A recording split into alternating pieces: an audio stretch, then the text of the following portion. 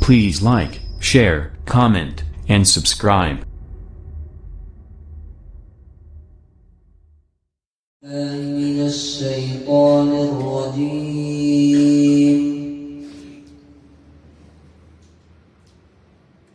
بسم الله الرحمن الرحيم.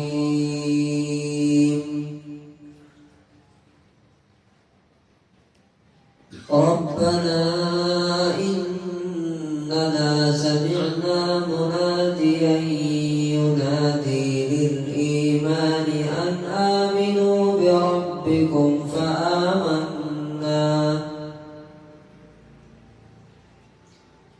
ربنا فاغفر لنا ذنوبنا وكفر عنا سيئاتنا وتوفنا مع الأبرار.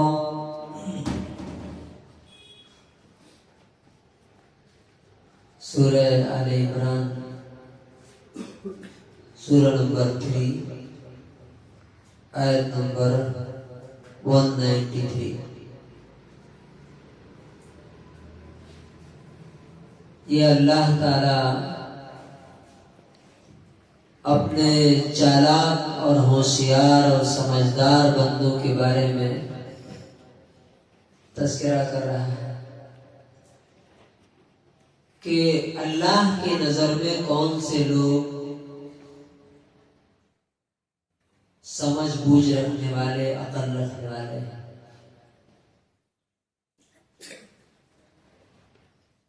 ان کی یہ دعا کہ وہ یہ دعا کرتے ہیں اللہ تعالی سے کہ ربنا، اے ہمارے مالک، اننا سمعنا منادیا، بے شک ہم نے ایک آواز لگانے والے، ایک پکارنے والے کو سنا، ینادی للایمان، جو ایمان کی طرف بلا رہا تھا، ایمان کی آواز لگا رہا تھا. بہت ساری چیزوں کی آواز ہوتی ہے نا، اب سبزی بیچنے والے جاتے ہیں وہ بھی آواز لگاتے ہیں، لیکن وہ ایمان کی آواز لگا رہا تھا کہ آؤ ان آمنوا بربکم، کہ اپنے رب پر ایمان لے آؤ، مانو کہ تمہارا مالک ہے. فآمنا، لہذا ہم نے اس کی بات مان کر کے ایمان قبول کر لیا، ہم ایمان لائے.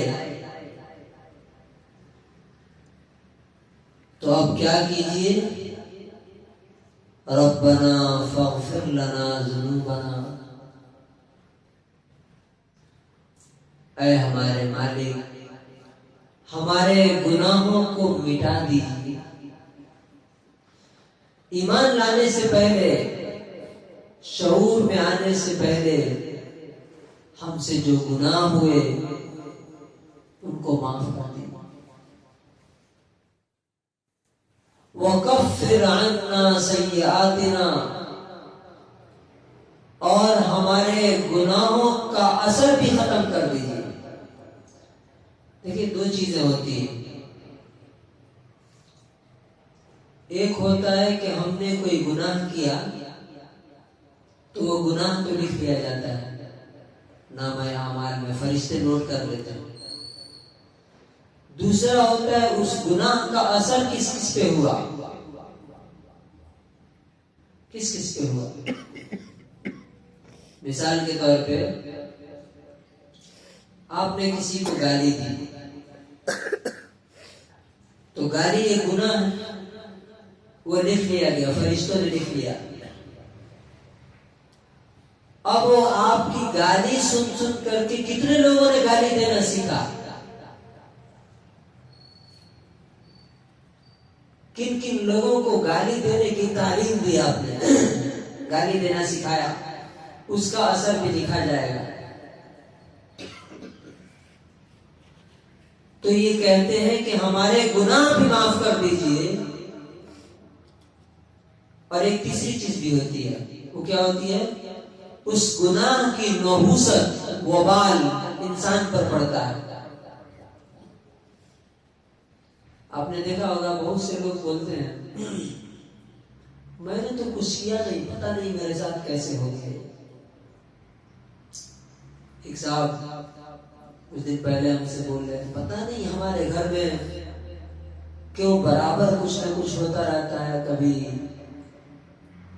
گاڑی ٹکرا جاتی ہے, کبھی مرڈر ہو جاتا ہے, کبھی کچھ ہو جاتا ہے. ہم نے تو کسی کا نقصان نہیں کیا.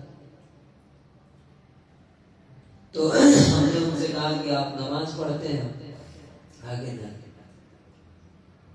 آپ کے گھر میں کتنے لوگ نماز پڑھتے ہیں؟ تو نہ کے برابر. اب دیکھیے کیا بول رہے ہیں, ہم نے تو کسی کا نقصان نہیں کیا. اس کو سمجھتے ہی نہیں کہ یہ برائی ہے. تو ہم جو کچھ بھی کرتے ہیں اس کی نحوست اور اس کی بے برکتی اور اس کا وبال اس دنیا میں بھی ہم پہ آتا ہے.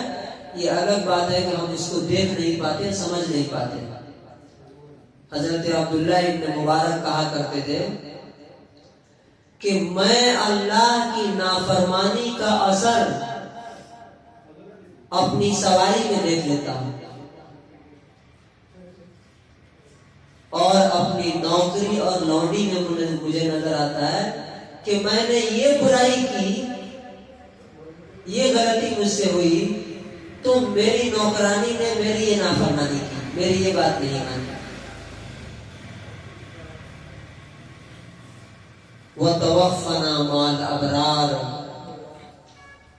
اور نیک لوگوں کے ساتھ ہمیں دنیا سے اٹھائی. یہ تین چیزیں اس میں جمع ہوئی. پہلی چیز, ہم نے آپ پر ایمان قبول کیا, ہم نے مان لیا, آپ کو اپنا رب مان لیا. تو جو ہم سے گناہ ہوئے ان کو معاف کر دیجیے. جو گناہوں کا اثر اور نحوست بے برکتی ہے وہ بھی دور کر دیجیے. اور تیسری چیز کہ موت تک ہمیں نیکی اور بھلائی کی زندگی دیجیے اور اسی حال میں ہمیں دنیا سے اٹھائیے. یہ ہے.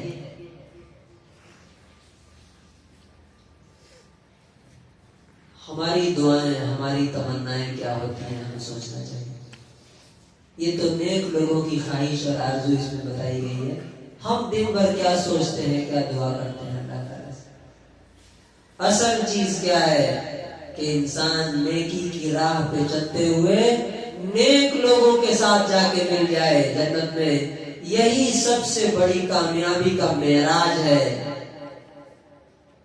اس کو کہتے ہیں کلائمیکس آف سکسیس. کامیابی کی سب سے اونچی منزل یہ ہے کہ نیکی کی راہ پہ چلتا ہوا انسان نیک لوگوں کے ساتھ جنت میں چلا جائے. اللہ تبارک و تعالی ہمیں بھی ایسے نیک لوگوں میں شامل فرمائے. Thanks for watching this video.